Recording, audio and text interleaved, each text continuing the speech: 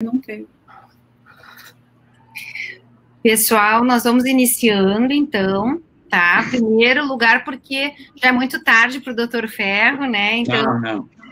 Um grande prazer a gente ter o doutor José Ferro aqui para falar sobre trombose venosa cerebral. O doutor José Ferro, de Lisboa, Portugal, é um dos maiores especialistas em trombose venosa cerebral no mundo, né? Então, realmente foi uma grande felicidade dele poder aceitar estar aqui conosco para falar sobre esse tema, que sempre as pessoas têm muitas dúvidas. Então, um prazer estar aqui hoje, doutor Ferro, com o senhor. Prazer estar com a doutora Adriana Conforto também, do HC de São Paulo, uma grande especialista, uma grande neurologista vascular e também especialista em trombose venosa cerebral. E um prazer estar com o doutor Antônio Araújo, do México, também um grande especialista na área. A ideia é que a gente possa, então, junto com o Otávio, Gisele e eu, poder conversar com vocês e com o doutor Ferro depois da exposição dele. Mas, para começar, nós vamos ter que entender como é que é a prática do nosso público, né, pessoal? Então, a gente já vai começar com o pool ali de perguntas. E a primeira pergunta é: qual a sua primeira escolha para tratamento da fase aguda da trombose venosa cerebral sem sangramento? Aspirina, heparina não fracionada, heparina de baixo peso molecular, trombólise endovenosa, trombectomia ou outro? 16% heparina, 80% heparina de baixo peso molecular, 13% heparina não fracionada. A gente não vai comentar isso agora, porque isso vai ser comentado, então, justamente na aula do Dr. Ferro. Nós já vamos passar para a próxima pergunta, então. Esse mesmo paciente que chegou com trombose venosa cerebral, qual a sua primeira escolha no tratamento que chegou com trombose venosa cerebral e já tem sangramento parenquimatoso? Aspirina, heparina não fracionada, endovenosa, heparina de baixo peso molecular, trombólise, trombectomia ou outro. Então, 26% heparina não fracionada, endovenosa, 64% heparina de baixo peso molecular, 10% trombectomia. Então, a gente vai ver como é que vai ficar isso, né? Próxima pergunta, antes do Dr. Ferro iniciar. Opa, peraí que eu botei a pergunta errada. Qual a sua escolha para tratamento pós-alta hospitalar? Então, o paciente fez diagnóstico de trombose venosa e aí vai ter alta hospitalar.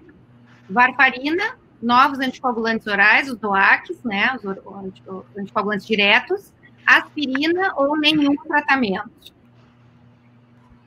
Então, 60% varfarina, 30% DOAC, 38% DOAC e 6% ainda da aspirina para trombose venosa cerebral. Mais uma pergunta. Pergunta da doutora Adriana. Mulher de 32 anos teve uma trombose venosa cerebral associada ao uso de anticoncepcional há 2 anos. Não foram identificadas outras etiologias para trombose e agora ela quer engravidar. Qual a sua orientação? Não engravidar, usar enoxaparina em dose profilática durante a gestação, usar enoxaparina em dose terapêutica durante a gestação, usar um anticoagulante de ação direta durante a gestação, DOAC, usar varfarina durante a gestação ou não sei. Então, 7% não engravidar, 61% usar enoxaparina em dose profilática, 12% em dose terapêutica, 3% um DOAC, 5% um DOAC, 4% varfarina e 12% não sabe, vai saber hoje, né? E mais uma pergunta. No paciente, em que paciente devemos prescrever antiepilético na alta hospitalar?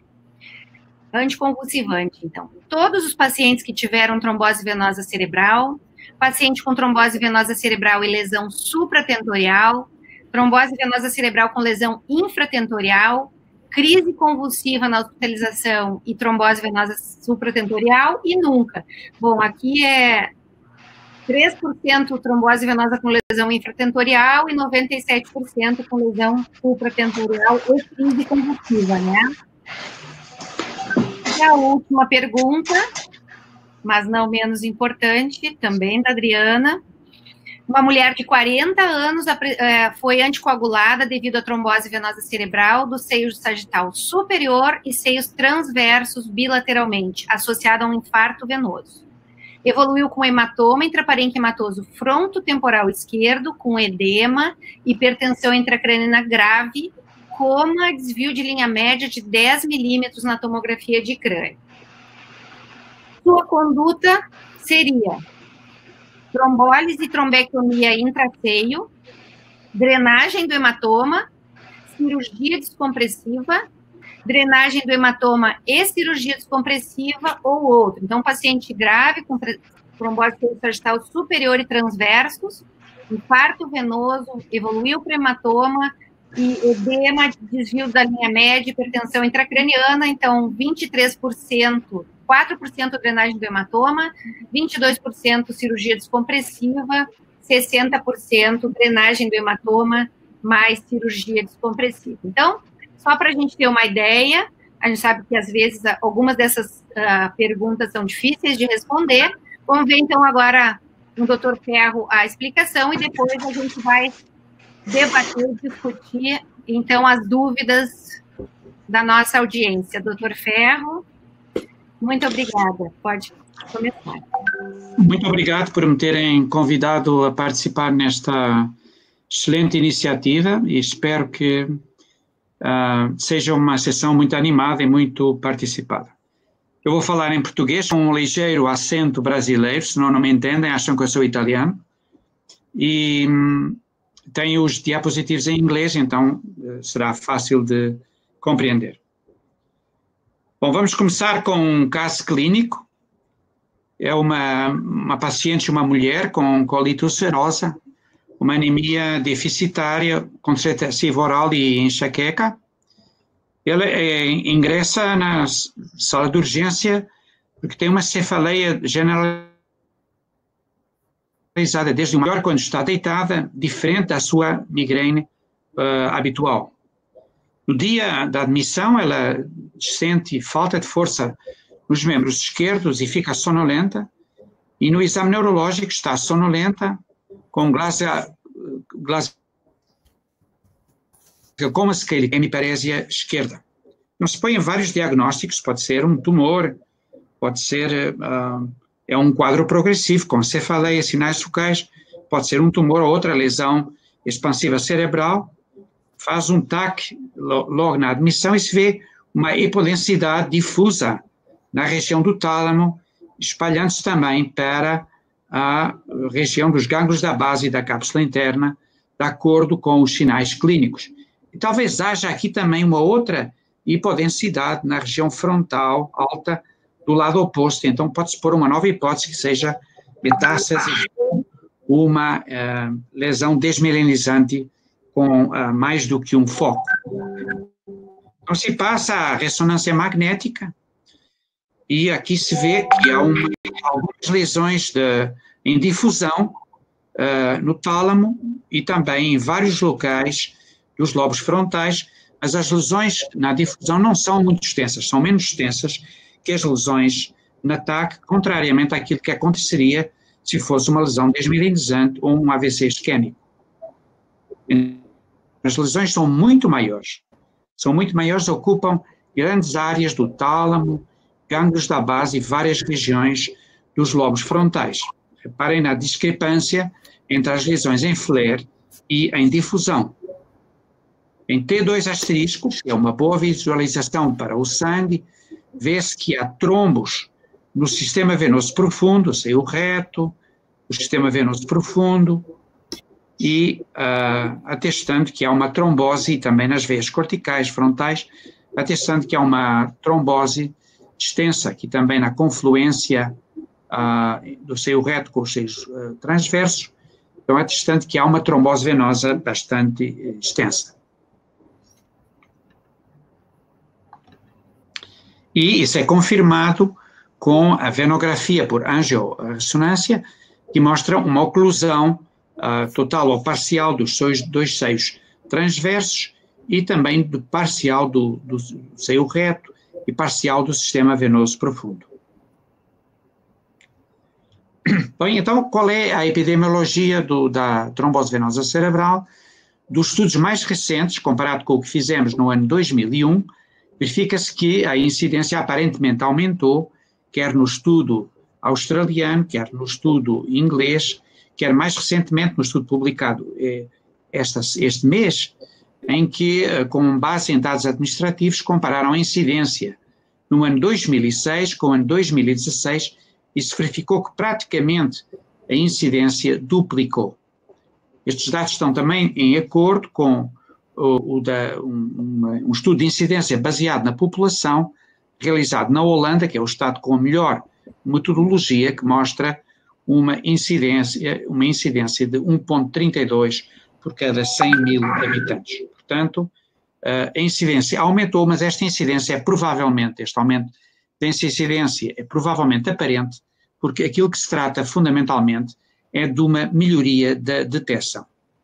Não há estudos populacionais realizados nos países em desenvolvimento ou noutros países de média renda, mas provavelmente nesses países, em particular no México e muito especialmente na Índia, a incidência de trombose venosa cerebral é bastante superior.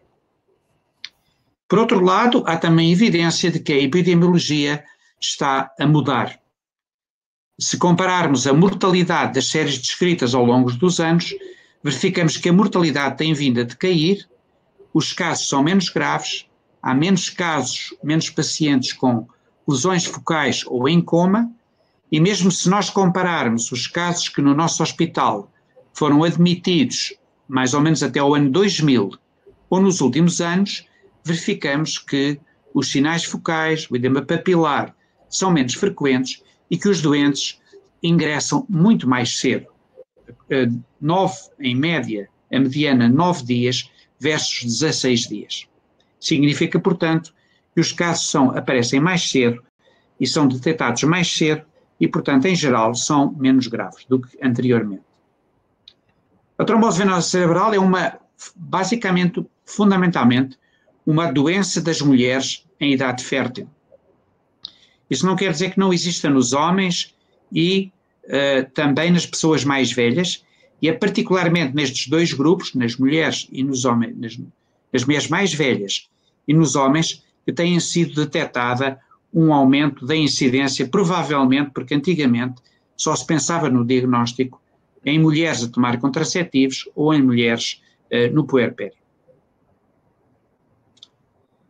Uma das dificuldades do diagnóstico das tromboses venosas é a diversidade das formas de apresentação, se confrontarmos com a forma mais ou menos estereotipada como se apresenta o AVC isquémico, que é uma doença súbita e focal. Pelo contrário, a trombose venosa pode-se apresentar como um síndrome, ou parte apenas do síndrome de hipertensão intracraniana, por exemplo, só com cefaleia isolada, como um síndrome focal, muitas vezes combinando um déficit, uma hemiparésia ou uma afasia com convulsões focais, um quadro mais grave, como uma encefalopatia, com sinais multifocais, alterações do estado mental ou mesmo coma, e por vezes também síndromes mais específicos, como o síndrome do seio cavernoso ou paralisias múltiplas do seio de pares cranianos em tromboses do seio lateral. A apresentação clínica varia também com a idade, com a localização e a extensão da trombose dural e o envolvimento das veias corticais, que são fundamentais para produzir os sintomas focais e as convulsões, com o tipo e o tamanho das lesões cerebrais, com o atraso na apresentação clínica e do diagnóstico, isto é, os casos que se apresentam mais precocemente muitas vezes têm só cefaleias, e depois vêm a desenvolver os outros sintomas, e aqueles que só vêm muito tarde também só têm cefaleias, geralmente acompanhadas de alterações visuais ou edema papilar. E, finalmente, há também os sintomas produzidos pelas situações patológicas associadas. O diagnóstico clínico tem que ser confirmado pela imagem e pode ser diagnosticado, e hoje é diagnosticado, com angiotac ou angiorressonância, que são alternativas que se podem usar à clássica angiografia intra-arterial, e entre as duas são praticamente equivalentes, embora um estudo que realizámos recentemente mostrou que a estratégia mais efetiva era provavelmente a Venotac, porque também permite excluir outras situações que se podem confundir com a trombose venosa, como, por exemplo, a ruptura de um aneurisma, a ditensão arterial, um síndrome de vasoconstrição cerebral. Mesmo assim, com a tecnologia que dispomos, a sensibilidade das várias ponderações da ressonância magnética não é 100%, e além disso varia ao longo do tempo. Por exemplo, o T2 asterisco é uma das sequências mais sensíveis ao longo de todo o tempo. E também, como veem, o acordo interobservadores é também razoavelmente variável de ponderação para ponderação. Portanto, mesmo com a tecnologia atual, existe alguma variação e alguma dificuldade no diagnóstico, na confirmação do diagnóstico neuroradiológico. E porquê? Porque o diagnóstico é um diagnóstico de síntese visual e cognitiva entre as várias ponderações da ressonância magnética, como vimos no caso presente. As lesões relativamente pequenas da difusão, contrastando com as grandes lesões em flare, e depois as ponderações que melhor visualizam o trombo, que são o T2 asterisco e o SWI. E finalmente a confirmação também da oclusão do seio pela venografia por ressonância. Segunda questão é o problema dos fatores de risco e condições associadas. Eu não gosto de falar de causas porque raramente nós podemos falar de causas no sentido em que falamos de causas das doenças. Na maior parte dos casos, trata-se apenas de condições ou patologias que foram encontradas em associação com as tromboses venosas, e gostamos muito desta classificação dos fatores de risco em permanentes, ou seja, uma condição que é estável, uma doença que o doente já tem anteriormente à trombose venosa, e um fator de risco temporário que, em conjunto, muitas vezes com um fator de risco permanente, determina a ocorrência da trombose venosa. Um fator de risco emergente é a obesidade, que particularmente no norte da Europa é um fator de risco importante para a trombose venosa. Eu também não quereria de tocar aqui muito brevemente na questão do Covid, porque embora as infecções sejam um fator de risco transitório muito importante, tradicionalmente as infecções são infecções bacterianas da área da otorrino, sinusite, mastoidite, otite, e a ligação às outras infecções é muito mais controversa, porque, por exemplo, a ligação ao HIV tem sido sobretudo salientada em países onde o HIV já tem uma elevada prevalência e, portanto, pode-se tratar apenas de uma associação espúria e não causal. Pelo contrário, com o Covid, ao contrário das outras infecções virais, há claramente um excedente de tromboses venosas cerebrais, muitas vezes graves, em geral associadas a uma elevação muito grande dos dedímeros e, por vezes, tromboses venosas também dos membros inferiores, devido à tendência protrombótica e muito inflamatória desta infecção viral. Então, como nós temos sempre que procurar uma causa transitória e uma causa permanente, devemos, quando procuramos as causas, fazer um rastreio protrombótico na maior parte dos casos e também procurar uma outra causa sistémica. E na paciente que eu mostrei no início, tínhamos duas causas permanentes, a doença inflamatória intestinal e uma anemia crónica severa, e um fator de risco transitório, que era ela estar a tomar anticonceptivos orais. Passemos agora ao terceiro ponto, que é o que é que acontece aos doentes, qual é o prognóstico geral destes doentes, e aquilo que nós encontramos há uns anos atrás no ISCBT ainda é verdade hoje em dia, ou seja, a maior parte dos doentes têm um bom resultado a longo prazo, isto é, 75% a 80% dos casos têm uma recuperação total. No entanto, há uma pequena percentagem que morre na fase aguda, no nosso caso eram 4%, e esta percentagem oscila, digamos, entre os 10% e os 4%, consoante as séries, e a principal causa de morte, como veem aqui, é um efeito de massa focal, causado por uma herniação de uma lesão grande hemorrágica, ou então a combinação de uma ou mais lesões hemorrágicas com um edema difuso.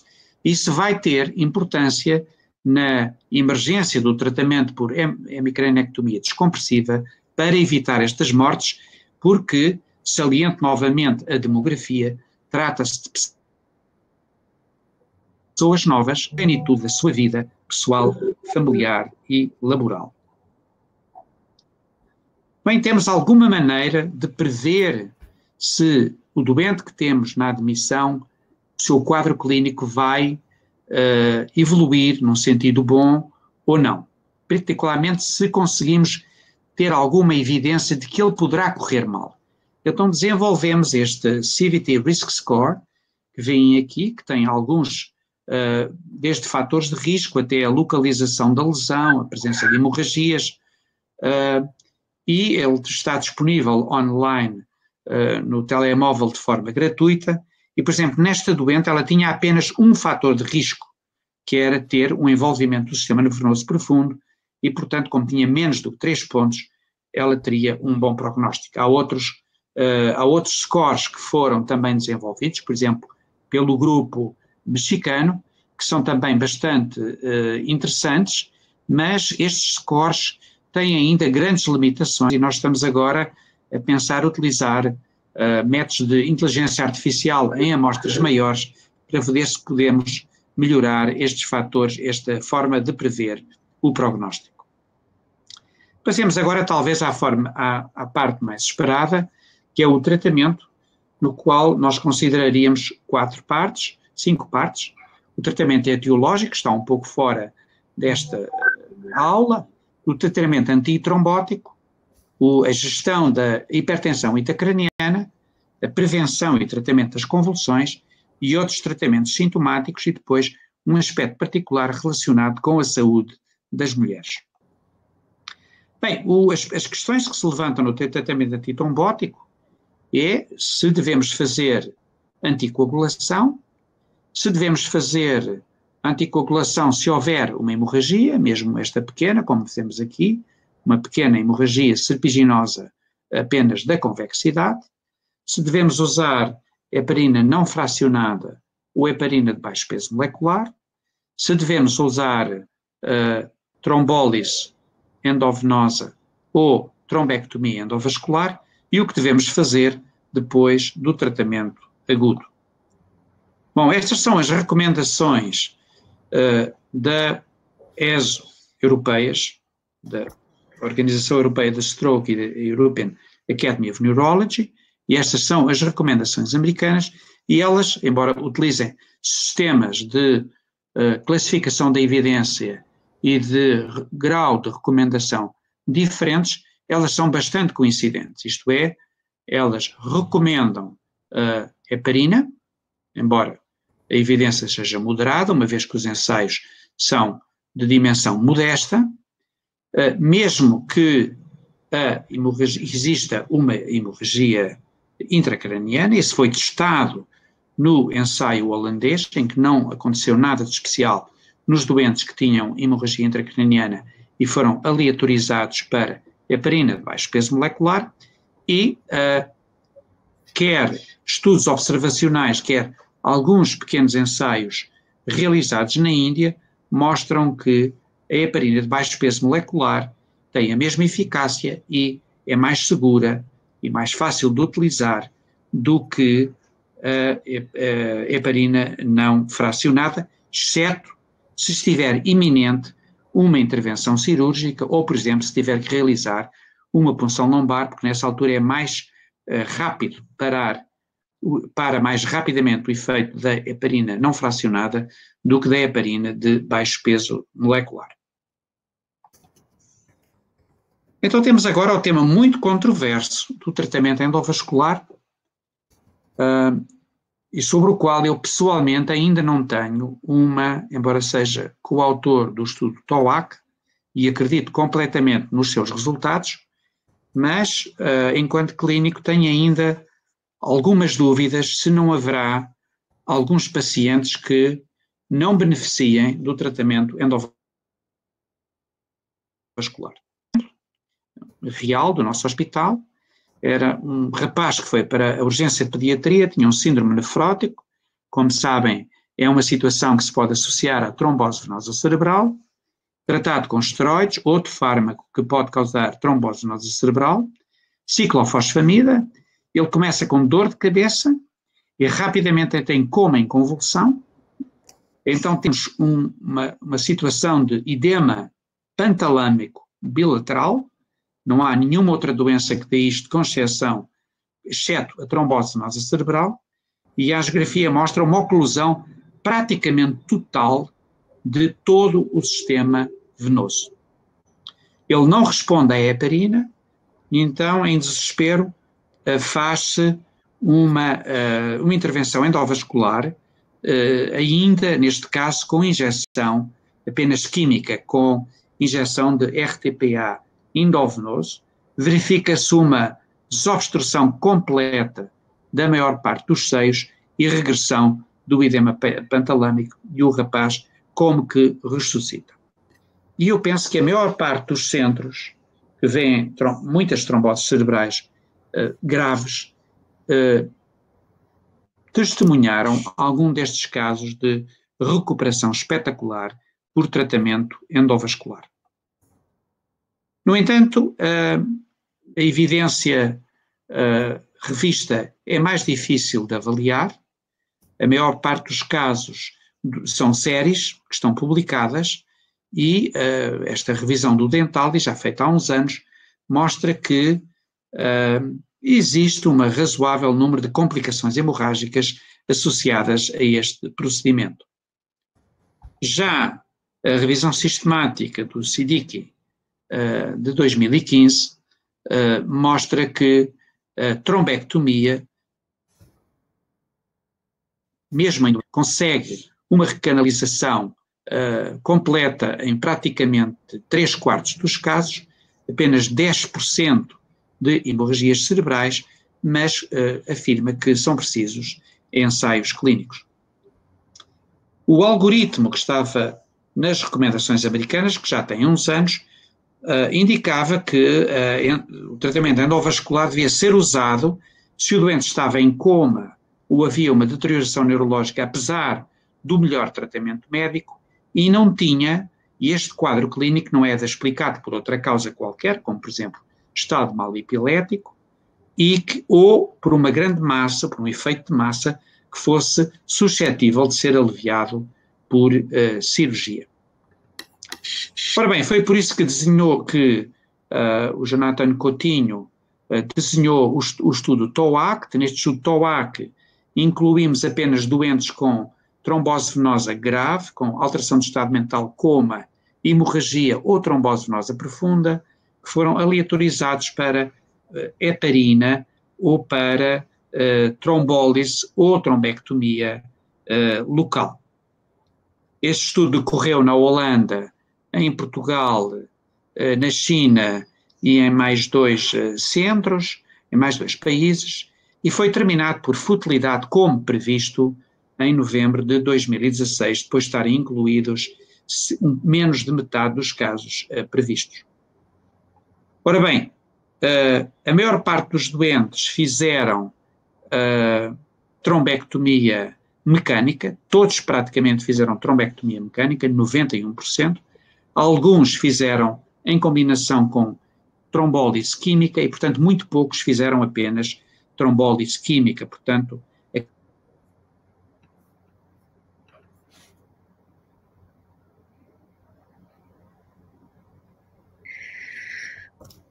o doutor José Ferro caiu aqui, ele deve voltar em seguida, já está voltando.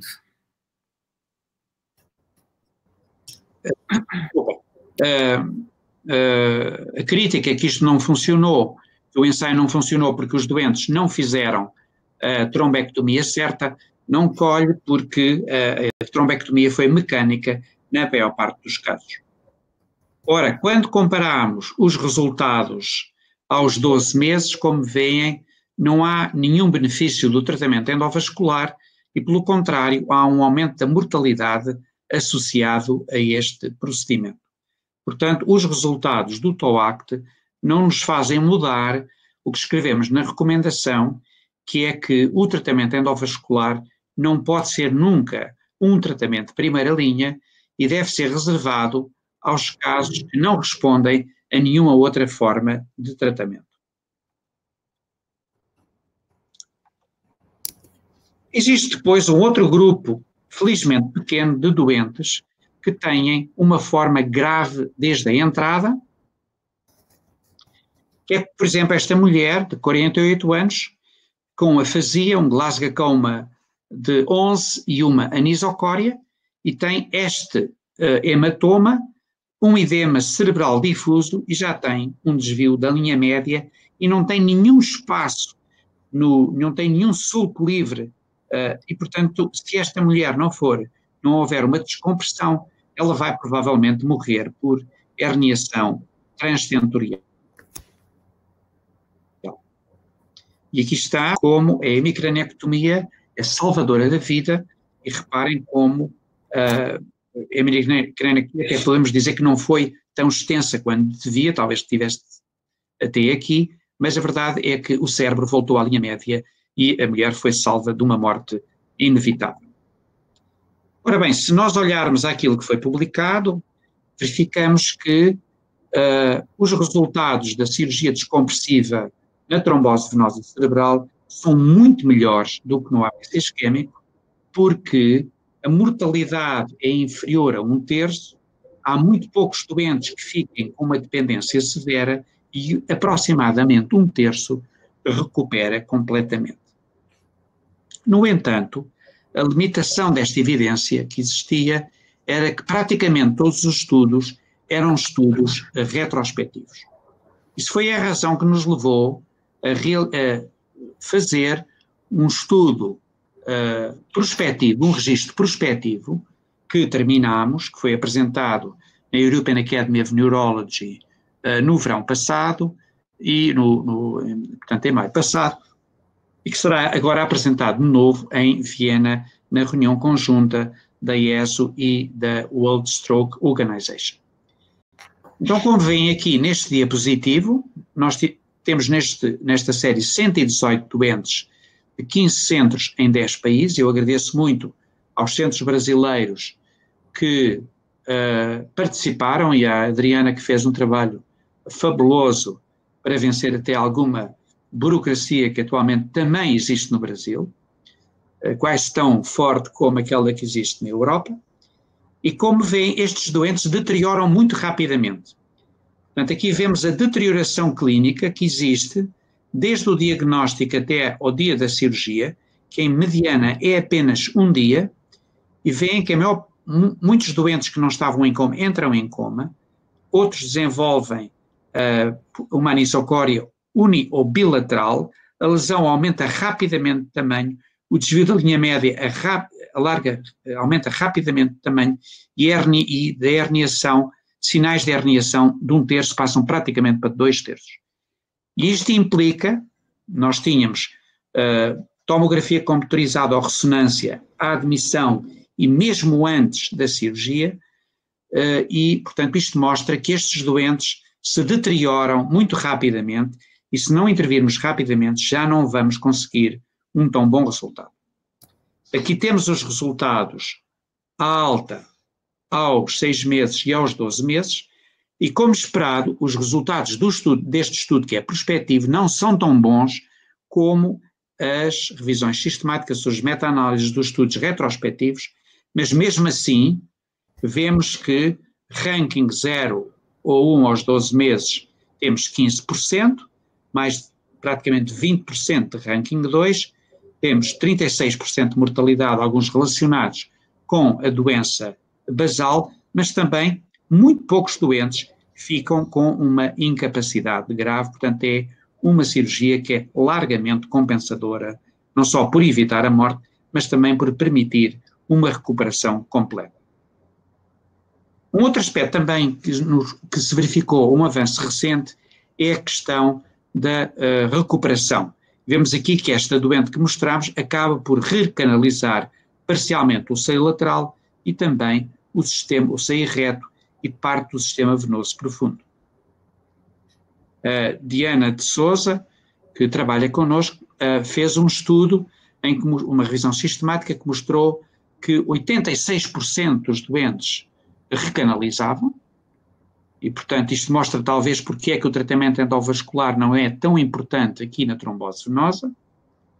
E por outro lado, num estudo seriado, no qual também alguns centros que estão a ouvir esta apresentação participaram, e em particular o centro mexicano, do Arauz, e a questão é que ao dia 8, portanto ao fim de uma semana, já 68% dos doentes tinham uma recuperação parcial. Portanto, a recanalização espontânea sobre a anticoagulação é muito mais rápida do que aquilo que nós esperávamos, e esta recanalização inicial liga-se ou está associada ao outcome das lesões que nós vemos inicialmente na ressonância magnética, ou seja, se há recanalização, é mais provável que haja uma regressão das lesões que se vêem em T2 e em FLAIR, e pelo contrário, se não houver recanalização, estas lesões tendem a aumentar e podem evoluir mesmo para um infarto definitivo. Um outro assunto é a questão do que fazer depois para prevenir a recorrência do tromboembolismo venoso depois da trombose venosa cerebral, porque não nos podemos esquecer que se trata de uma patologia venosa global. E, portanto, estamos preocupados não só com a recorrência cerebral, mas com a recorrência em todo o corpo. Então, as questões que se colocam são: qual é o risco de recorrência? Quem são os doentes que estão em maior risco de recorrência? Durante quanto tempo devemos dar anticoagulação? E devemos usar antagonistas da vitamina K ou anticoagulantes diretos. Os estudos que foram feitos são bastante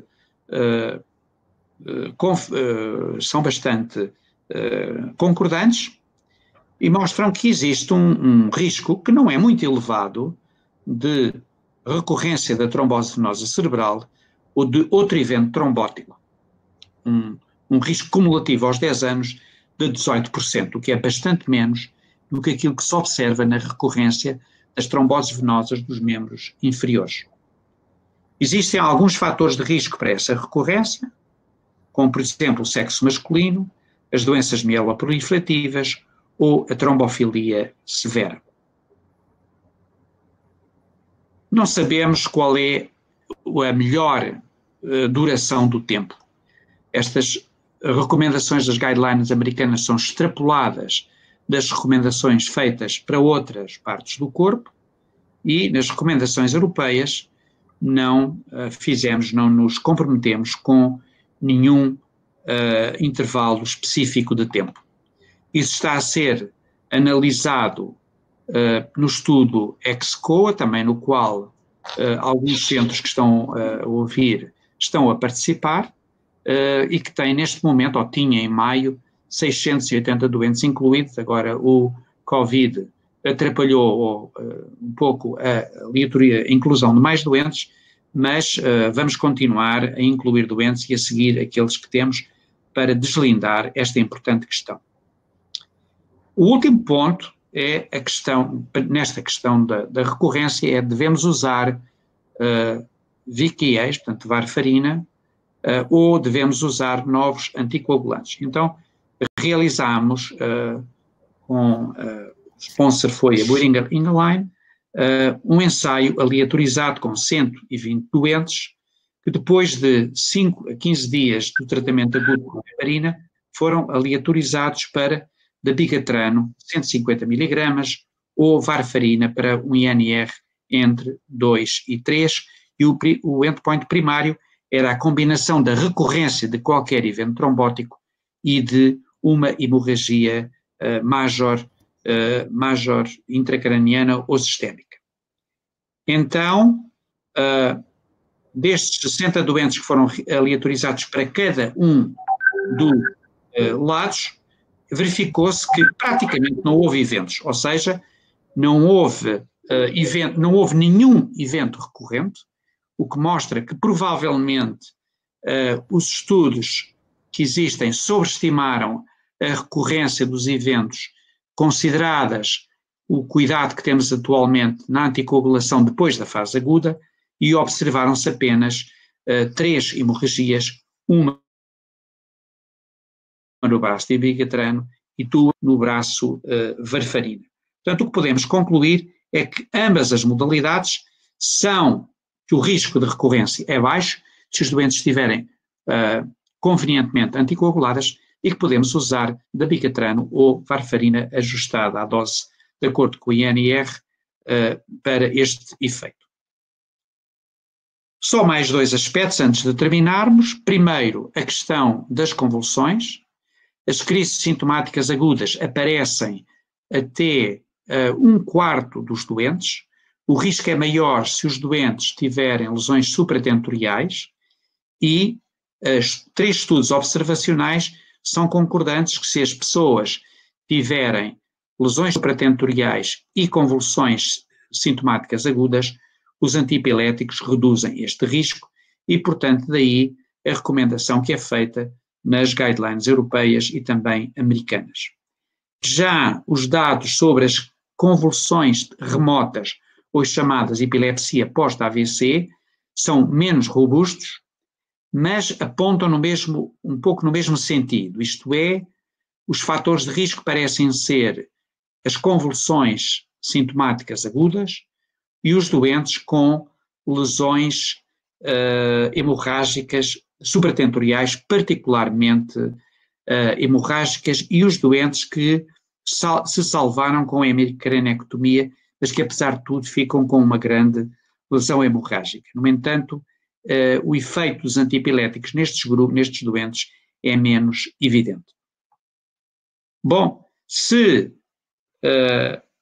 uma boa parte das mulheres, das tromboses venosas, ocorre nas mulheres em idade fértil, então uma questão absolutamente crucial é saber se é ou não seguro essas mulheres poderem voltar a engravidar. Isso foi olhado em várias séries, pequenas séries, mas o estudo que penso que foi o mais importante foi nós conseguirmos, com a colaboração de muitos investigadores em vários centros, em 31 centros, voltar a contactar as mulheres que tinham participado no ISCVT 10 anos depois, e então tinha havido realmente 77 novas gravidezes em 44 mulheres, e o número de tromboses, de repetições das tromboses venosas foi apenas uma, e 2 tromboses sistémicas. Houve 17% de abortos espontâneos e o resto de todas as gravidezes correram bem, indicando que é seguro poder engravidar depois de uma trombose venosa, e que se recomenda também que haja uma profilaxia com doses profiláticas de heparina baixo peso molecular durante a gravidez. Então, para terminar, se nós contrastarmos o stroke arterial com o stroke venoso, vemos que o stroke venoso é menos frequente, atinge mais pessoas mais novas e particularmente mulheres em idade fértil, não tem um início apoplético como o AVC isquémico, tem várias apresentações, é mais difícil diagnosticar e pode precisar de protocolos de ressonância especiais, é tratado com anticoagulação, que é um tratamento que praticamente foi abandonado no AVC agudo, tem um baixo risco de recorrência e tem um muito melhor prognóstico. Então, muito obrigado e estou agora à disposição para discutir convosco as perguntas que tenham a colocar ou aquilo com que discordem daquilo que eu estive aqui a explicar. Muito obrigado pela vossa atenção e expandi-me um pouco mais do que aquilo que tinha previsto. Não, imagina, doutor Ferro, maravilhoso. Só vou lhe pedir para ligar a sua câmera, e ela desligou, acho que na hora que caiu em cima. Okay. Não, a aula bem completa, maravilhosa, podia usar o tempo que quisesse, né? E muito obrigada, foi muito elucidativo. Temos muitas perguntas, né, pessoal? Muitas perguntas. Muitas perguntas, então vamos ver. Como quer que faça? Querem vocês primeiro falar ou querem que eu responda às perguntas do chat? A gente faz as perguntas do chat. Ok, tá bom. Pode deixar. Eu acho que uma das perguntas importantes, né, e das últimas que aconteceu, foi sobre o RESPECT-TVC. Se você já se sente seguro em usar dabigatrana para a maior parte dos pacientes com trombose venosa, com base no estudo. Sim, absolutamente. Não houve efeitos secundários nenhuns e foi muito seguro e, obviamente, sobretudo para pacientes novos que não têm uma grande paciência de vir fazer o INR de controle, é muito mais prático utilizar o dabigatran do que fazer a varfarina. Tem uma pergunta... Só para completar, Xenia, na fase aguda, no hospital, doutor Ferro, ainda é heparina subcutânea? Ou em algum paciente... Clexane, fracionado por alguns dias, depois transiciona para dabigatran. Sim, exatamente. Tá. E a pergunta que sempre fazem, não está aqui, mas os residentes fazem muito, e os outros novos DOACs, doutor Ferro? Então, os novos anticoagulantes, apixaban, rivaroxaban e edoxaban, que não foram testados. Se eu for um radical de evidence-based medicine, eu digo, o único que foi ensaiado foi o dabigatran, portanto eu não posso dizer nada dos outros. Mas não há uma grande razão para pensar que não há um efeito de classe. Mas eu sei que os canadianos vão fazer, têm um protocolo para um ensaio com o rivaroxaban, mas não sei, creio que ainda não começaram a inclusão. E na prática, vamos ver, Adriana, na tua prática, Adriana, o que tu usa para prevenção depois da alta hospitalar de anticoagulante? Varfarina, dabigatrana ou usa algum dos outros novos anticoagulantes dos DOACs? Eu só uso varfarina, assim, porque, na minha opinião, a gente não tem um estudo nem de não inferioridade demonstrando que o DOAC é não inferior, assim. Então, em termos de evidência, acho que como o risco de recorrência é muito baixo, a gente precisaria de pelo menos 2.000 pacientes para demonstrar a não inferioridade que foi estimado no RESPECT. Então, é possível que realmente não haja diferença, mas até hoje todos os casos que eu vi de recorrência ou de complicações hemorrágicas depois da alta foram em pacientes que estavam em uso de DOACs por outros colegas, e eu nunca tive complicações com a varfarina. Então, é uma questão bem pessoal. Eu entendo totalmente a posição, inclusive do professor Ferro, que tem uma experiência enorme, mas eu, na prática, nunca uso. Assim, acho que talvez em algum paciente, uma condição muito excepcional, que fosse uma trombose muito pequena e o paciente não tivesse condição de controlar o INR, mas como, na maioria dos casos, por um tempo curto, em pacientes jovens que têm um risco baixo de complicações com a varfarina, e eu realmente nunca tive complicações, assim, nesses pacientes. Eu, em particular, eu só uso varfarina.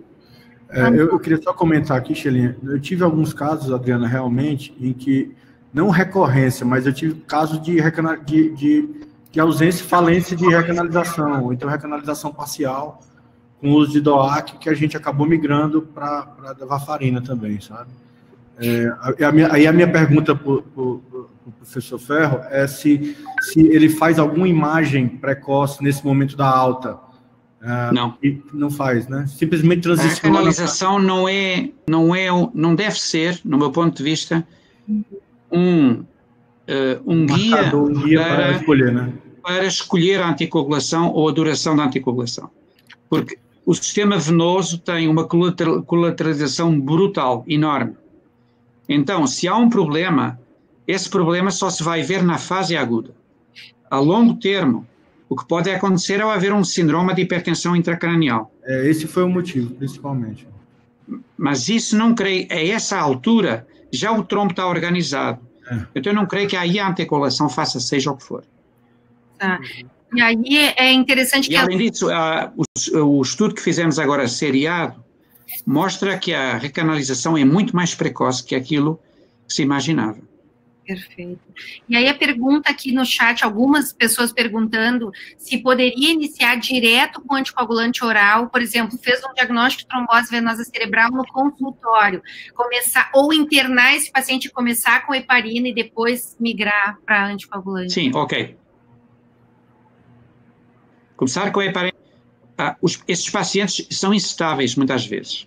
O paciente pode ingressar com cefaleia, mas pode fazer uma convulsão e depois o quadro piorar. Então você está com um fármaco oral que pode ter um efeito prolongado e de repente precisar fazer uma intervenção mais agressiva, tem que parar.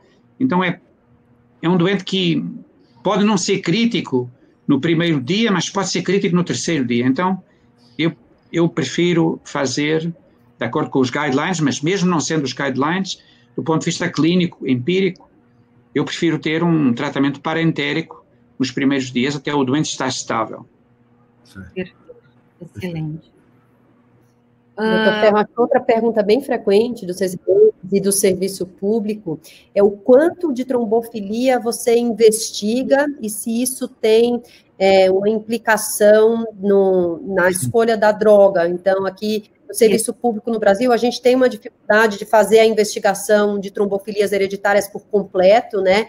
Então, além de pesquisar síndrome de anticorpo antifosfolípide, o que mais de rotina você sempre faz e fora o SAF, o anticorpo antifosfolípide, o que influencia em você, por exemplo, não dar da bigatrana e optar pela varfarina, se você encontrar?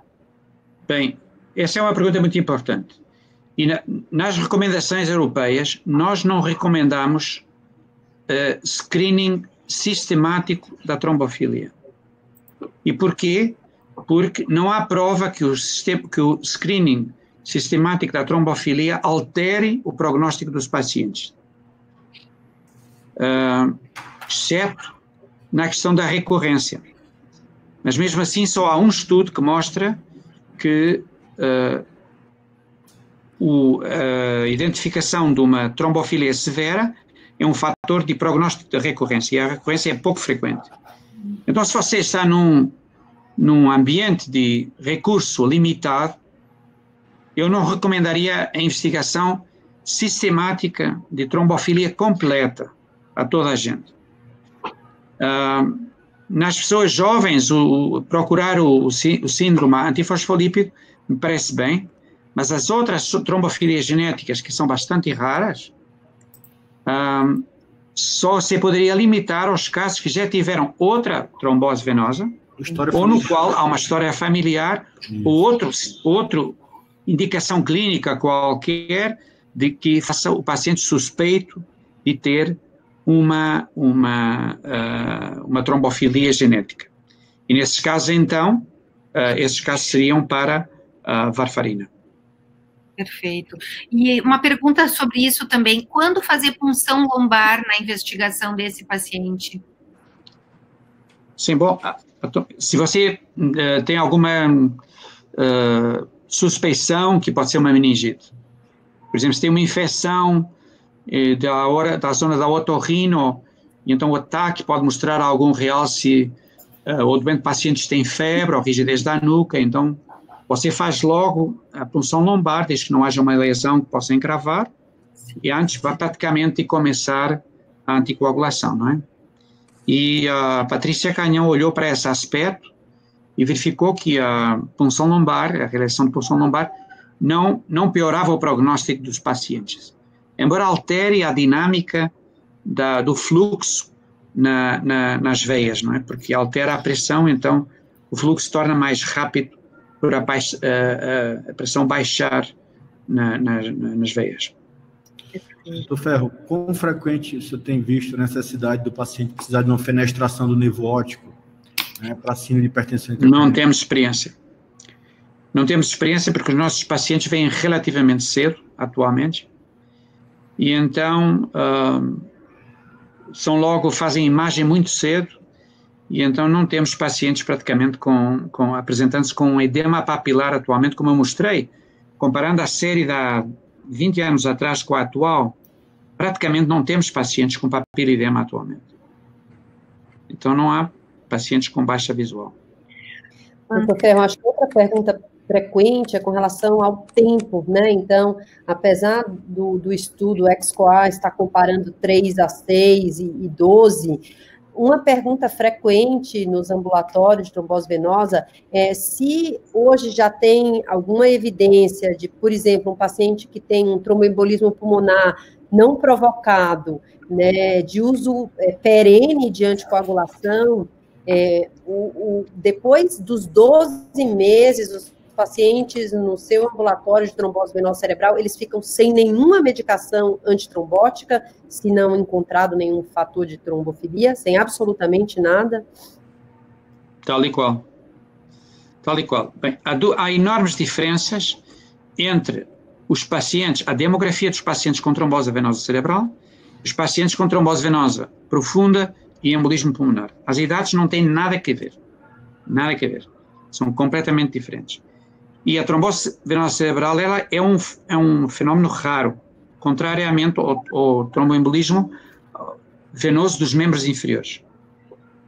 No entanto, mesmo assim, nós estamos olhando no XCOA, quando a anticoagulação, paramos a anticoagulação há 1 ano, os pacientes têm mais 1 ano de follow-up, sem nenhuma anticoagulação, para ver se há recorrência. Mas, por exemplo, nessas mulheres que nós observamos 10 anos depois, não tinha havido recorrências em nenhuma. E isso é a experiência que eu tenho pessoal de muitos doentes que tenho seguido. Não, é raríssimo haver uma recorrência, contrariamente àquilo que sucede realmente quando se há uma trombose venosa dos membros inferiores. Mas aí há outros fatores de risco, nomeadamente a gravidade, que não existe nas veias do cérebro, não é? E aí, quanto a isso, tem uma pergunta aqui da Letícia sobre tempo de anticoagulação num homem. Então, com todos os exames normais, não se achou fator de risco e os hematologistas têm uma tendência a manter para o resto da vida a anticoagulação. O que o senhor acha sobre isso? Eu não acho isso bem, porque você vai pôr a anticoagulação numa pessoa que tem 30 anos ou 39, que tem uma vida ativa, que gosta de fazer esporte, e não estou de acordo. A única coisa que se poderá fazer é, periodicamente, reavaliar o doente, procurando se não aparece uma causa sistémica tardia. Pode aparecer, sei lá, um síndrome mieloproliferativa, se a pessoa, uma policitemia ou trombocitemia, um ano depois, ou um cancro, um ano depois, ou um síndrome antifosfolípido, que não estava ainda bem constituído. Mas, de outro modo, eu não vejo razão para manter as pessoas indefinidamente com anticoagulação. Eu penso que o que acontece aí é o mesmo, é extrapolar para a trombose venosa cerebral o que se passa nas tromboses venosas dos membros inferiores, enquanto que a história natural mostra que a probabilidade de recorrência é muito mais baixa. Doutor Ferro, e uma pergunta, em trombose venosa profunda nas pernas, né, então, apesar de ser uma doença diferente, há dados de que se você mantiver aspirina, depois você diminui a recorrência, né, o que você acha disso na trombose venosa cerebral? A evidência é zero. Sim. Zero. Sim. Eu não dou. Eu nunca dou. As pessoas, às vezes, os doentes ficam um bocadinho... Então, e agora? Já não tomo mais nada? Não, agora... Você vai à vida. Os médicos também ficam. Não vou dar mais nada.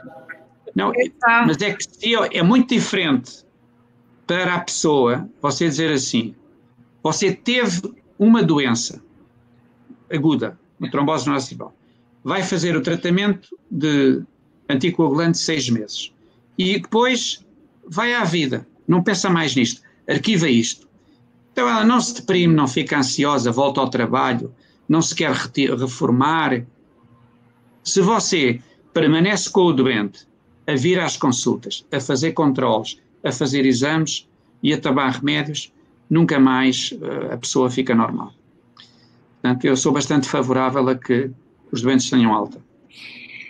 Tem uma pergunta sobre trombose séptica de seio cavernoso. Se anticoagula por quanto tempo depois da infecção está resolvida? Isso é uma boa pergunta para a qual não existe assim uma resposta muito sólida e eu não tenho grande experiência porque nós temos muito poucas tromboses céticas. Temos uma ou outra associada sobretudo a otites, mas tromboses do seio cavernoso praticamente não existem. Não há... Inicialmente havia muito medo de dar anticoagulante nesta trombose por poder sangrar, mas não há um risco de sangramento habitual. E, portanto, eu acho que se deve usar a política geral, que é fazer a anticoagulação durante 3, 6 meses. E pronto. Antônio, tem experiência com trombose séptica de seio venoso? Qual é a conduta habitual? No, yo no hablo portugués. Sí, no, pero lo entendemos, ¿no? En español entienden bien. Sí. Bien. No, muy pocas trombosis venosas sépticas. El perfil en México es similar al de India, muy puerperal, asociada al puerperio y algunas asociadas al embarazo, pero la gran mayoría asociadas al puerperio, embarazo y puerperio. E a Adriana tem experiência com trombose séptica?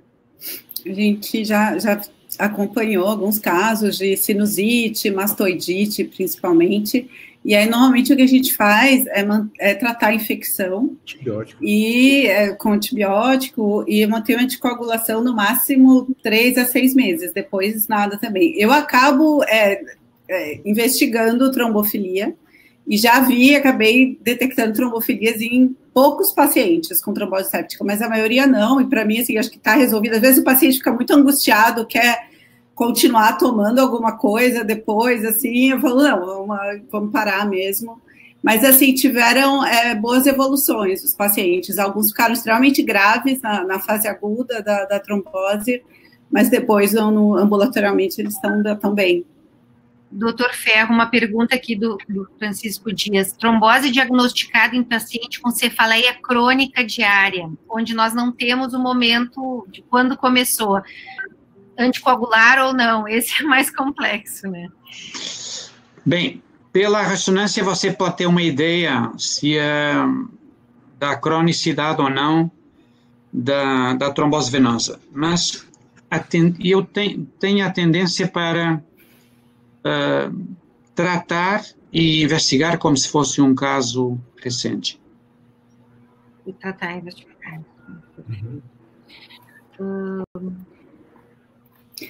A Sheila, acho que tem uma pergunta, se tiver infecção, eu não sei se ainda foi em relação à trombose séptica. Eu, particularmente, anticoagulo o paciente com trombose séptica. Sim. A gente não anticoagula nunca endocardite, por exemplo. Mas uma trombose venosa séptica, já anticoagulei vários, assim, além do tratamento com antibiótico. Outra pergunta boa. Paciente obeso e não se encontra outro fator de risco e ele não consegue perder peso. Por quanto tempo manter a anticoagulação? Então, se ele não consegue perder peso, tem que ir a uma consulta de obesidade. Pode pode fazer uma banda gástrica ou algo assim, né? Para perder. Porque é um tratamento, neste momento, muito recomendado nos pacientes que têm hipertensão intracraniana e idiopática. Perfeito. José pregunta también, hay algunos casos en los que lo único que encontramos es hiperhomocisteinemia. En esos casos, ¿cuál sería la recomendación? Eu creio que muita da hemocistinemia é adquirida, não? É deficitária alimentar, não? Ok. Si fuera genética, ¿hicieras alguna recomendación diferente? Se é o único fator de risco, não aporia com anticoagulação permanente. Okay. Se é o único. Lo que hacemos es poner en vitamina B12 y luego ácido fólico todos los días, ¿no? Sí.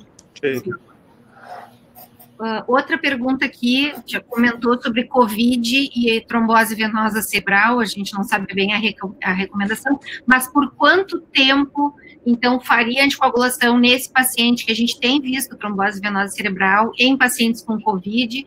Se mudaria alguma coisa em termos de tempo de anticoagulação desse paciente? Bem, tudo o que eu respondo a isso, estou a inventar. Porque... não é? Não se sabe. Podemos pensar duas coisas nos mecanismos da trombose venosa. Uma é porque há uma coagulopatia, mas também há bastante evidência que há uma endoteliopatia. Há uma lesão do endotélio. E, portanto, se há uma lesão do endotélio, o efeito perdura para além da alteração da coagulação que é relacionada com o mecanismo de reação imunológica do organismo. Portanto, eu utilizaria a regra geral na mesma, de manter o doente anticoagulado durante um tempo, 3, 6 meses. Tem muitas perguntas. Também até que negativize o vírus, vai demorar 2 meses, não é? 4, 6 semanas, 8 semanas. E depois... Tem muitas perguntas sobre trombólise endovenosa. Pessoal aí da audiência, então, você já usou trombólise endovenosa para tratar trombose venosa cerebral? Vamos ver se alguém já fez trombólise em paciente com trombose venosa cerebral. Depois eu conto uma história. Depois eu conto uma história sobre o efeito da trombose.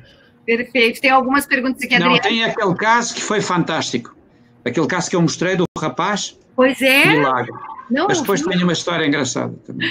Adriana já usou trombólise endovenosa para TVC. Antônio, trombólise endovenosa para TVC? Não. Eu já vi relatos de caso, até com boa evolução, né? Mas eu nunca fiz. Aqui nós temos 5% da audiência que já usou trombólise endovenosa. Otávio, Gisele? Então não. Está bem. Então está bem. 5%. Intracereal, ou intravenoso, na verdade. O intraceio, sim. Intraceio. Conta a história, doutor. Qual é a história? Conta a história? Isso. Então a história era uma doente que ingressou com várias lesões hemorrágicas intracerebrais, era nova, 40 e poucos anos, e foi para a neurocirurgia porque tinha as hemorragias. E depois na investigação tinha uma trombose venosa cerebral extensa, seio longitudinal superior, veias, veio para baixo, para a neurologia, e estava bastante mal, com um quadro de encefalopatia, não melhorou nada com a heparina, e então na sexta-feira nós dissemos, ela não está a melhorar, vem o fim de semana, é melhor, ainda o TOAC não tinha acabado, vamos fazer uma trombectomia endovenosa. Combinámos com a neuroradiologia, a doente desceu, e na altura que ia começar a fazer o procedimento, a máquina avariou-se. Houve uma pane, entrou em pane. E a doente não pôde fazer o procedimento. Então veio para cima e eu disse, bem, segunda quando vier cá, a mulher morreu. Ou está péssimo. Morreu. Bom, e na segunda-feira quando cheguei fui logo vê-la e ela estava fantástica. Estava ótima. Falava, já não tinha nenhuma encefalopatia. A parésia que tinha desaparecido. E portanto, se ela tivesse feito... eu dizia que era do tratamento endovascular, afinal ela melhorou espontaneamente. Sim. O rapaz não acredito, o rapaz que eu mostrei não acredito. Mas esta aconteceu isso. Mas tem muitas perguntas de como é que se faz a trombólise, porque é diferente, não é uma doença hiperaguda, né? Então, qual foi o protocolo do estudo que se utilizou para trombólise endovenosa? No TOACT, cada centro fazia como queria. Geralmente, estes ensaios de procedimentos endovasculares ou cirúrgicos só se conseguem fazer se nós deixarmos que o cirurgião ou fizer como está habituado. De outra forma, não é possível fazer. Uma das críticas que se pode fazer é que os devices que se usaram no princípio do estudo já não são os atuais e que atualmente se usa mais aspiração. Mas eu não creio que isso seja, porque só houve um acidente de rompimento do seio, o resto... a questão é que, como a maior parte dos casos vão evoluir bem, mesmo aqueles que parecem muito graves, o efeito do tratamento sai diluído. A menos que nós consigamos identificar um pequeno grupo no qual é absolutamente necessário fazer qualquer coisa mais do que a heparina. Mas esse grupo é difícil de identificar. Sim. E quando usa trombólise endovenosa com alteplase, é 0,9 miligramas por quilo, endovenoso, a mesma coisa? Não, nós não fazemos sistémica. Sistémica nunca fazemos. O que fazemos, os poucos casos que fizemos foi sempre endovascular. Endovascular, perfeito. Estão perguntando. Mas são 3 ou 4, não foi mais que isso. Há um outro centro em Lisboa que é muito agressivo e faz um pouco mais. Que também participou no TOACT, mas... Eu acho que uma dúvida importante, doutor Ferro, na indicação do procedimento endovascular na trombose venosa, é quando indicar, uma das questões é que quando você vê uma lesão como aquela ressonância com o tálamo, né, completamente comprometido, né, o quanto você diz que a heparina não está funcionando, o quanto você espera, né, em quanto tempo você espera a melhora em uso de heparina, para daí dizer, não, isso é uma falha, eu preciso partir para o procedimento endovascular. Eu acho que é uma dúvida importante. Eu acho que pelo menos um dia pode esperar, não é? Pelo menos um dia pode esperar. Cerca de 24 horas. É diferente. Se você tiver um Glasgow de 6, é diferente de ter um Glasgow de 9, não é? Claro.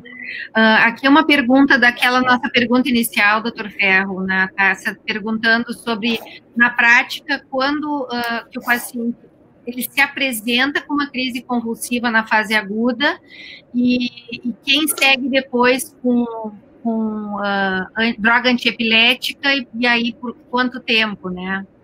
Em geral, eu faço 1 ano.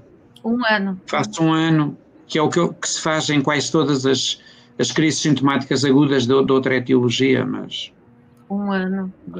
Até porque nestes doentes, que são novos, em média, os antiepiléticos têm relativamente poucos efeitos secundários. Não têm tanto efeito sobre o equilíbrio e a cognição como nos pacientes mais velhos. Portanto, se eu usar, como são mulheres, se usar um que se possa utilizar durante, caso a mulher engravide, como por exemplo o levetiracetam, não há grande problema. Certo, perfeito. Perfeito. Mais alguma pergunta aí que vocês tenham visto? Eu queria perguntar para o professor Ferro, em relação aos pacientes que têm hematoma intraparenquimatoso, hipertensão intracraniana, em relação à cirurgia descompressiva. Na sua experiência, o senhor costuma fazer descompressiva e drenagem do hematoma, se o senhor achar que tem indicação de descompressiva, ou só a cirurgia descompressiva? No Decompress, era de acordo com a orientação do serviço, né? A maior parte dos cirurgiões fizeram só descompressão, não é? Fizeram só descompressão. Porque a questão é que não é, este hematoma é um infarto venoso hemorrágico, não é? Ou seja, se você drena o hematoma e drena cérebro. Sim. É diferente de um hematoma hemorrágico em que o sangue vai para um espaço que geralmente é subcortical. Aqui o hematoma tem cérebro, tem parênquima nervoso, tem neurónios, estão misturados com o sangue. Então, preferimos... Quanto menos lá se mexer, melhor. O senhor costuma indicar só a descompressiva, sem a drenagem? Sim, mas os cirurgiões acabam fazendo o que querem, não é? Mas temos que lhes explicar que aquilo é cérebro, não é? Pois é, perfeito. Aquilo que nós vemos a imagem e dá vontade de tirar aquele sangue todo, não é? Toda a imagem, mas aquilo é cérebro misturado com sangue. Sim, eu concordo. Bom, aqui tem mais, eu acho que tem mais milhares de perguntas, mas... Nossa. Declínio cognitivo, pós-TVC. Eu tenho uma pergunta, doutor Ferro. Então, na verdade, a gente tem visto alguns casos em que o comprometimento da hipertensão intracraniana e a evolução, os sintomas visuais são bem proeminentes, sabe? E a impressão que dá é que, às vezes, fica alguns quadros de estenose de seios, né? E a gente teve um caso recentemente de uma paciente que a gente acabou colocando um stent no seio transverso e a paciente teve uma melhora bem pronunciada disso. Isso pode acontecer. Embora a longo prazo, às vezes, quando se vai ver o stent acaba por ocluir também, não é? Porque a parede da veia é muito mole. A parede da veia, a maior parte das vezes, a veia está ocluída. Só intermitentemente é que abre. Mas realmente há descrições dessas, de pessoas que melhoram com stenting, quadros de hipertensão intracraniana. Uma das possibilidades é pôr um stent. Mas é uma coisa que fizemos muito poucas vezes. A gente teve poucos casos aqui também, mas alguns casos dramáticos. A gente tem mais de 20 casos tratados com stent, Otávio, mais de hipertensão intracraniana idiopática. Tem história de trombose, quando você tem estenose dos dois seios. Num paciente que teve trombose, eu teria muito medo de pôr um stent, porque eu acho que é um paciente que tem um histórico, assim, apesar de não ter a trombofilia, né? Então você está colocando um stent num seio que já trombou. A discussão, o problema é que o paciente não lê o livro, né? E às vezes a clínica é tão proeminente, né? Não, eu já proeminente que você precisa fazer trombose tinha 4%. A gente teve casos de pressão intracraniana com punção lombar de alívio a cada 2 meses, não tinha outro jeito, e o stent resolveu a intracraniana. Então, acho que casos selecionados, né? E, doutor Ferro, aqueles pacientes que têm, por exemplo, deficiência de proteína C, que eles estão colocando um caso, e também proteína S, já fez trombose venosa cerebral, esses pacientes anticoagulam para o resto da vida? Sim. E paciente com recorrência de TVC, sem nenhum fator de risco, mas recorreu a TVC. Esse anticoagula para sempre, aumenta o período... A gente não achou... Sim, aí eu anticoagularia para sempre e repetia todo o estudo etiológico. Perfeito. Incluindo pesquisa de neoplasia. Perfeito. Isso tudo. Acho que é uma coisa que é um pouco negligenciada, né, doutor Ferro? A gente vê os hematologistas comentando isso. A gente não faz história familiar dos pacientes, não faz heredograma, né? E para você chamar de trombofilia hereditária, tem que ter um componente hereditário, né? Tem que ter história familiar de trombose, de repetição. Então é importante ressaltar isso, né? Colher esse dado na história, porque isso muda o prognóstico, né? Claro. Bom, mais alguma pergunta, pessoal? Algum complemento que vocês queiram? Que eu estou preocupada que é tarde para o doutor Ferro aqui estar conosco. Com relação à hipertensão intracraniana idiopática, Xeninha, eu fiquei numa dúvida, doutor Ferro. A maior parte dos casos que evolui com hipertensão intracraniana idiopática, depois de trombose, a conduta mais usual é derivação licórica. Eu queria saber se no seu centro também. Sim. E é o que a gente função lombar repetida, se não melhorar. Perfeito. Um shunt. São poucos casos, né? São poucos. São poucos casos. Perfeito. Mas o controle do peso também é importante. Sim, claro. Adriana, algum comentário a mais, final? Vamos encaminhando. Antônio, algum comentário também? Não, só queria agradecer o convite, agradecer aí o professor Ferro, a professora Araújo pela presença também, muito obrigada. Mas eu acho que é uma doença em que a gente ainda tem muitas perguntas, né? Então, eu acho que para vários desses questionamentos que vocês colocaram, acho que todos têm dúvidas, né? É uma doença ainda em que a gente tem muito para aprender. Acho que, Adriana, você podia falar um pouquinho sobre cefaleia pós-trombose. Vocês têm uma super experiência com... E não sei se é algo que vocês veem com frequência, o paciente que resolve a trombose continua tendo a dor de cabeça. Acho que a Adriana tem uma série bem bonita disso. Então, tem um aluno, que é o Alexandre Bostoni, que está fazendo uma tese de doutorado sobre isso, né? Acho que a Gia até estava na qualificação dele. E, assim, quando a gente começou o ambulatório de TVC, eu ficava impressionada que tinha muitos pacientes com cefaleia.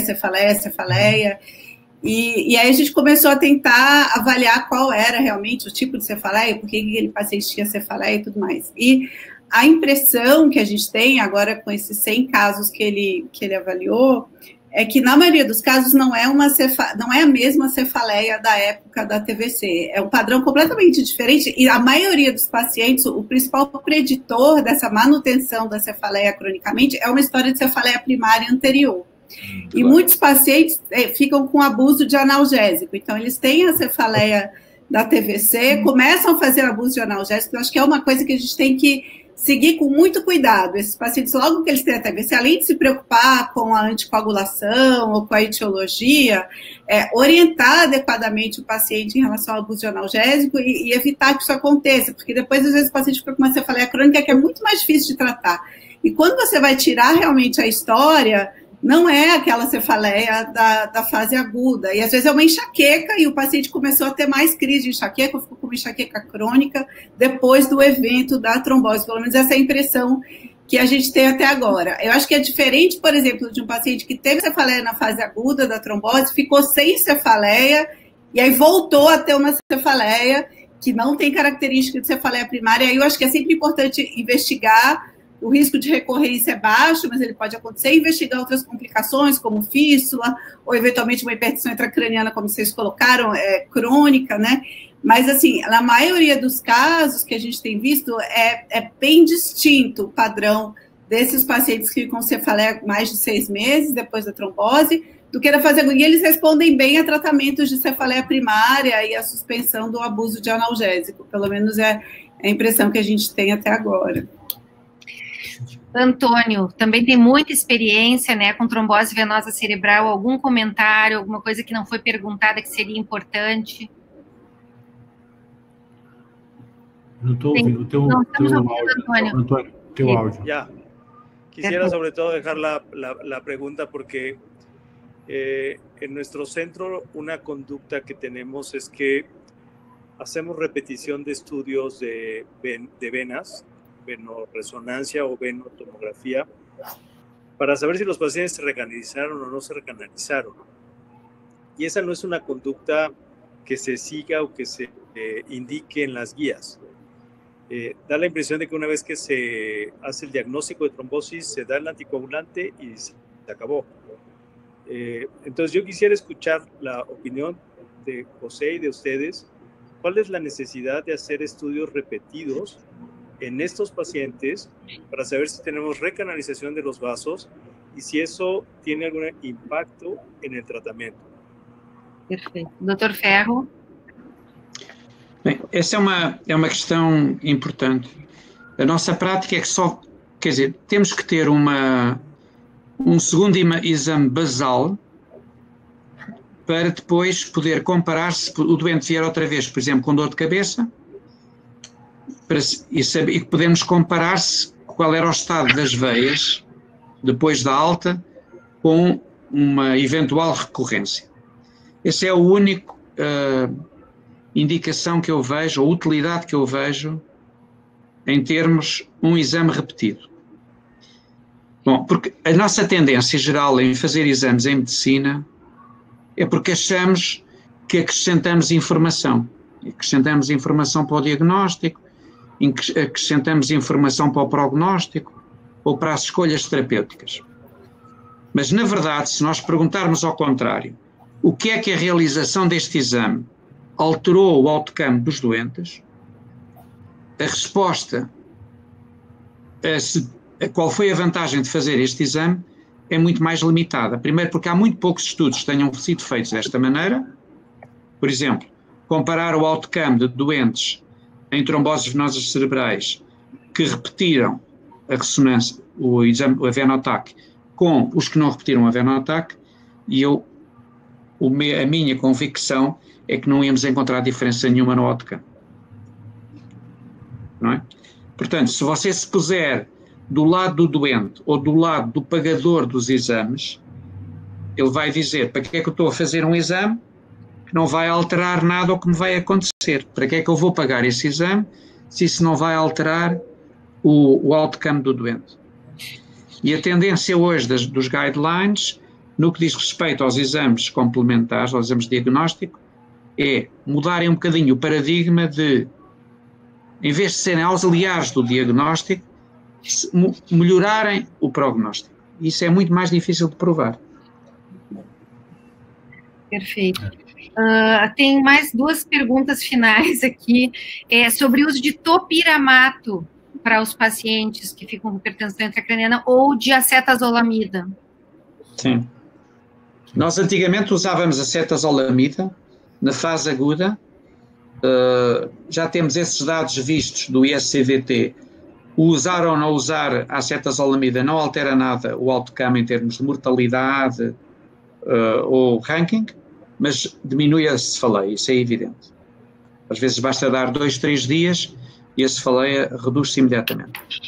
A longo termo, depois, entretanto, apareceu o topiramato, e agora, quando o doente tem dor de cabeça a longo prazo, damos normalmente o topiramato. O topiramato também tem aquele efeito secundário que é diminuir um pouco o apetite e pode ajudar no controle do peso um bocadinho. E sobre risco de trombose venosa com o topiramato, de aumentar o risco de trombose venosa periférica, doutor Ferro?